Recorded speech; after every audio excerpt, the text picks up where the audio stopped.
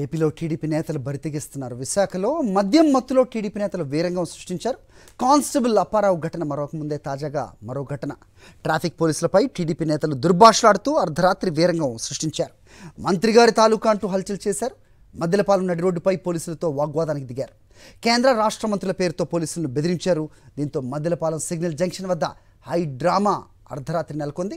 తాగి కారు నడిపిన టీడీపీ నేతపై డ్రంక్ అండ్ డ్రైవ్ కేసు నమోదు చేశారు పోలీసులు. ఎస్ఐ, సిఐ, సిపిలను వీఆర్కు పంపుతామని వార్నింగ్ ఇచ్చారు టీడీపీ నేతలు.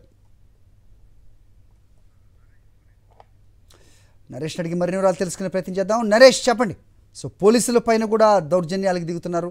సో ఏంటి వాళ్ళ వాదన? అప్డేట్ చెప్పండి. మరి ప్రస్తుతం ఆంధ్రప్రదేశ్ రాష్ట్రంలో కూటమి ప్రభుత్వం ఏర్పడిన దగ్గర నుంచి ప్రజలకే కాదు సామాన్యులతో పాటు అధికారులకు కూడా రక్షణ లేదని మరొకసారి రుజువైంది. గత కొద్ది రోజుల క్రితమే విశాఖపట్నంలో ఒక కానిస్టేబుల్ పై మద్యం మత్తులో దాడి చేసిన ఘటన జరగకముందే మరొకసారి టీడీపీ నేతలు మద్యం మత్తులో ఈ విధంగా వాగ్వాదానికి వారి వ్యక్తులకు ఆటంకం కలిగిస్తూ మనం చూస్తున్నాము.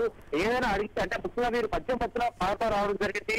వెంకట నిర్వహించగా వీరు తాగి మద్యం తాగి ఈ విధంగా డ్రైవ్ చేసినట్లు పోషించారు. కేసు నమోదు చేసిన చెప్పడంతో నేను మంత్రి గారు కావాలి అంటూ కూడా పట్టింపుకు పాల్పడడం జరిగింది. ఏదైనా ఎక్కువ మాట్లాడితే కేసు నమోదు చేసినా సరే నిన్ను ఎస్ఐని, సిఐని, సిపిని సైతం కూడా అందరినీ కూడా బీఆర్కి పంపిస్తాము. మీరు కేంద్ర మంత్రి తాలూకా, స్టేట్ మంత్రి తాలూకా ఫలానా ఎమ్మెల్యే నా వెనకాల ఉంటారంటూ కూడా టీడీపీ నేతలు ఈ విధంగా వాగ్వాదాలు దిగి విధులకు ఆటంకం కలిగించే చూస్తున్నాం. ఈ ఘటన విశాఖపట్నంలోని మద్దెలపాలెం జంక్షన్ వద్ద చోటు చేసుకుంది. చాలా ఎప్పుడు రద్దీగా ఉండే జంక్షన్. అక్కడ డ్రంక్ అండ్ డ్రైవ్ ఎప్పుడు నిర్వహిస్తుంటారు. మద్యం మత్తులో ప్రమాదాలు ఎక్కువ చోటు చేసుకోవడంతో ఈ విధంగా డ్రంక్ అండ్ డ్రైవ్ నిర్వహిస్తుంటే టీడీపీ నేతలు వాటిని అడ్డుకొని ఈ విధంగా వాగ్వాదాలు చూసాము. అయితే ఈ ఘటనపై గతంలో కూడా కుదురు క్రితం కానిస్టేబుల్పై దాడి ఘటన జరగకుంది. ఈ ఘటన చోటు చేస్తుంది.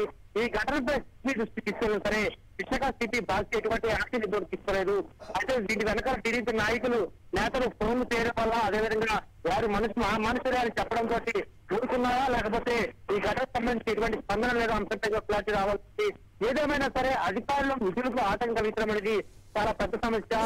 ముఖ్యంగా పోలీసు సంబంధించి రక్షణ బాధ్యతలకు చేపట్టే పోలీసులపై ఈ విధంగా వాగ్వాదం చోటు చేసుకోవడం, అదేవిధంగా